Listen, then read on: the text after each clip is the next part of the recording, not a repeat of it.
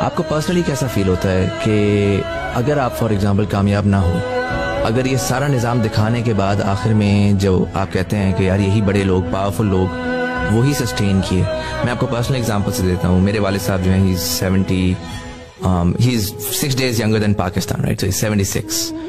بڑا ایوڈلی وہ ایک ٹاک شو دیکھا کرتے ہوتے تھے، بہت ایوڈلی. ان کا ایک بڑی ہوپ تھی اس ملک کے ساتھ، اس ملک کے فیوچر کے بارے میں.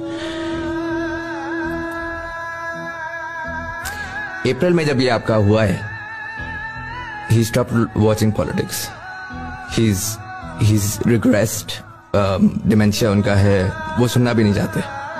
میں نے دیکھا ہے کہ ان کی ہوپ گئی ہے تو اس کے ساتھ ان کی کس حد تک وہ ریگریس کی ہیں. اگر آپ کامیاب نہیں ہوئے، اگر آپ جو ہے وہ نہیں سیو کر سکے، تو جو وہ تمام لوگ ہیں جنہوں نے امیدیں لگائی تھیں، جنہوں نے یہ محنت کی تھی، یہ ہوپ کیا تھا کہ یار اس ملک کے اندر ہم کچھ نکال سکتے ہیں، ان کا کیا ہوگا؟ How do you feel about that? دیکھیں، میں آپ کو ایک بات بتاتا ہوں. پہلے تو آپ اگر انسان کی تاریخ پڑھے نا، تو وہ بڑا واضح ہے کہ قوموں کی زندگی میں اونچ نیچ ہوتی ہے.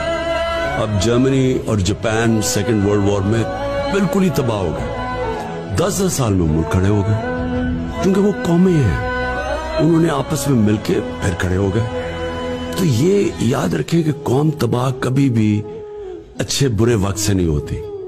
قوم تباہ تب ہوتی ہے جو اللہ نے قرآن میں ان کی اللہ فرماتے ہیں کہ میری زمین پہ نکل کے دیکھو کتنی قومیں تباہ ہوئی جو میرے حکم پہ نہیں چلی.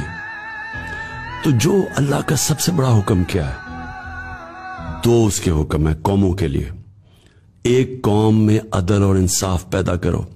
حضرت علی کا قول ہے کفر کا نظام چل جائے گا لیکن نا انصافی کا نظام نہیں چل سکتا.